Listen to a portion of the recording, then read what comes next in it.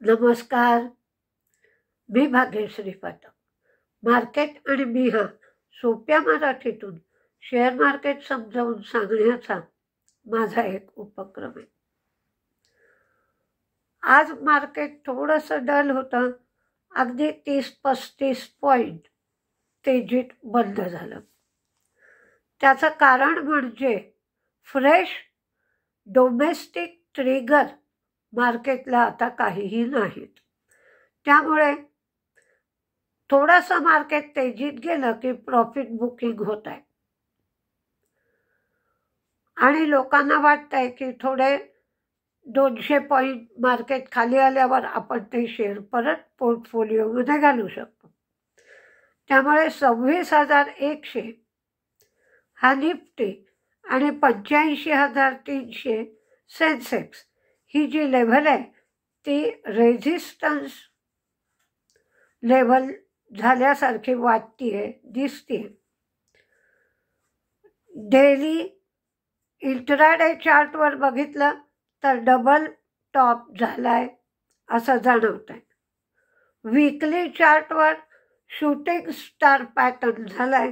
त्यामुळे काहीसा वीकनेस मार्केटमध्ये सध्या जाणवतोय. या सगळ्या कारणामुळे मार्केट एका लेव्हलवर कन्सॉलिडेट होत आहे आणि जी रेंज आहे सध्या ती अतिशय नॅरो रेंज आहे. आज व्होडाफोन आयडिया आणि इंडस टॉवर हे दोन्हीही शेअर तेजीत गेले, कारण सुप्रीम कोर्टाने क्लॅरिफिकेशन दिलं. 27 ऑक्टोबरला जो निर्णय झाला होता त्याच्यामध्ये त्यांनी म्हटलं होतं की जो जादाचा AGR ड्यूज आहे 9,400 कोटींचा, त्याचाच विचार गव्हर्नमेंटला त्यांनी करायला सांगितला.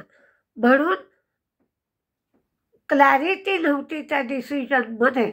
म्हणून पुन्हा आज सुप्रीम कोर्टाने त्याबद्दल क्लॅरिफिकेशन दिलं की व्होडाफोनचे 2017 पर्यंत जे AGR ड्यूज आहेत ते ड्यूज, त्याच्यावरचे इंटरेस्ट, त्याच्यावरची पेनल्टी या सगळ्याची रिअसेसमेंट सरकारने करायला सुप्रीम कोर्टाने परवानगी दिली आणि ही रक्कम जवळजवळ 84,000 कोटींची आहे. त्यामुळे आज व्होडाफोनचा शेअरही 10% वाढला आणि इंडस टॉवरचा शेअरही वाढला. आज ड्रेजिंग कॉर्पोरेशनचा शेअर चांगलाच वाढला, कारण 4,000 कोटीचा मॉडर्नायझेशनचा प्लॅन त्यांचा मंजूर झाला. इंडिया मेरीटाईम वीक 2025 याच्यामध्ये 22 MOU 17,645 कोटींचे, म्हणजे अर्थातच एकंदरीत तर हे 22 MOU साईन झाले. त्यामुळे ड्रेजिंग कॉर्पोरेशनची कपॅसिटी, फ्लीट आणि फ्युचर ऑपरेशनमध्ये विस्तार अपेक्षित वाटला गुंतवणूकदारांना आणि त्यामुळं ड्रेजिंग कॉर्पोरेशनचा शेअर 20% तेजीत होता. गोदरेज कन्झ्युमरचा फायदा 6% कमी झाला, तरीही गोल्डमन सॅक्सनी टार्गेट वाढवलं आणि म्हणून शेअरमध्ये तेजी दिसली. तर त्याविरुद्ध JK सिमेंटचं टार्गेट सिटीने कमी केलं म्हणून शेअर पडला. तसंच CDSLचं टार्गेट लुवामाने वाढवलं. प्रॉफिट कमी झाला होता तरी सुद्धा CDSLचा शेअर आज वाढला. असं जेव्हा घडतं की रिझल्टमध्ये एक गोष्ट दिसत असते आणि त्याच्या विरुद्ध बरोबर शेअर वाढतो किंवा कमी होतो, तर आपण या गोष्टींचा डिटेल जर अभ्यास केला तर आपल्या डोक्यातल्या शंका दूर होतात. तर अशा वेळेला तुम्ही हा अभ्यास करायचा प्रयत्न केला पाहिजे. म्हणजे हा शेअर खराब रिझल्ट आला असूनही का हो वाढला, किंवा चांगला रिझल्ट आला असूनही का हो पडला, हे कोणालाही विचारण्यापेक्षा स्वतःचा स्वतः अभ्यास करून उत्तरं शोधावी. म्हणजे मध्ये मला एक कमेंट आली होती की तुम्ही असे सेक्टर बघा, बुक बघा, त्यानंतर काय केलं पाहिजे. तर अशी उत्तरं शोधण्याचा प्रयत्न केला पाहिजे. काय लोकांना अपेक्षित असतं आणि काय त्या रिझल्टमध्ये बघायला मिळालं नाही. म्हणून चांगला रिझल्ट आला असूनही शेअर पडला किंवा वाईट रिझल्ट आला असूनही शेअर वाढला. कारण जो रिझल्ट लागतो तो पास्ट टेन्स असतो. भूतकाळात ज्या गोष्टी घडल्यात त्या संबंधातला तो रिझल्ट असतो आणि गायडन्स जो दिलेला असतो तो भविष्यकाळासाठी असतो. त्यामुळे भविष्यात काय काय योजना कंपनीच्या आहेत त्या योजना जर गुंतवणूकदारांना आवडल्या तर रिझल्ट खराब असूनही शेअर वाढतो. तर काय घडलंय याचा तुम्ही अभ्यास करण्याचा प्रयत्न करा. मारुतीचे ऑक्टोबरचे सेल्स कमी झाले त्यामुळे शेअर पडला.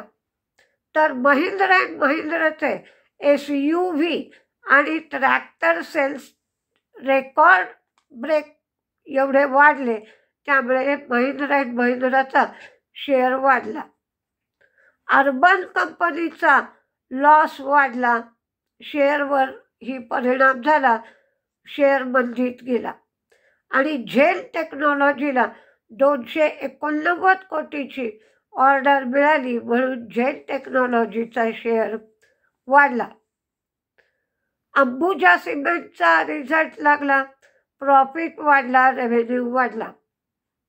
अडाणी विल्मर ॲग्री यांचा प्रॉफिट कमी झाला, रेव्हेन्यू वाढला. टाटा कन्झ्युमरचा प्रॉफिट वाढला, रेव्हेन्यू वाढला. पतंजली फूडच्या बाबतीत मात्र निराशा झाली. बँक ऑफ बरोडाचा प्रॉफिट कमी झाला पण ॲसेट क्वालिटी सुधारली, मार्जिन मेंटेन झालं, क्रेडिट ग्रोथ आउटलुक स्ट्रॉंग दिसतो म्हणून बरोडा बँकेचा शेअरसुद्धा वाढला.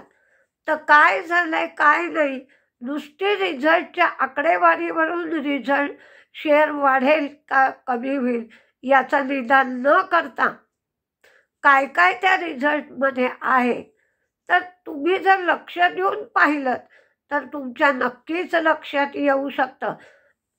आणि लक्षात येण्यासाठी तुम्हाला जास्त काही करायची आवश्यकता नाही की गेल्या वर्षीचा रिझल्ट पाहिजे तरी गुगलला मिळतो, गेल्या क्वार्टरचा पाहिजे तरी गुगलला मिळतो. आणि मग दोन्ही रिझल्टमध्ये काय काय बदल झाला आहे आणि मॅनेजमेंटली पुढच्या काळासाठी काय अपेक्षित आहे ते पण सांगितलेलं असतं. तर त्याची तुलना करून बघावी आणि आपले जे निदान असेल ते वहीत लिहून ठेवावं आणि आपल्या निदानारूप आलाय का बघितलं तर कळतं, नसेल तर आपला अभ्यास चुकलाय म्हणून आणखीन एकदा चाळण लावायची. अशा पद्धतीने जर आपण काम करत राहिलो तर नक्की आपलं निदान बरोबर येईल आणि तुमचं जे शेअर मार्केट तुम्ही करतात तेवढ्याच भांडवलामध्ये तुम्हाला अधिक पैसा मिळू शकेल. बघा जमतंय का ते. नमस्ते.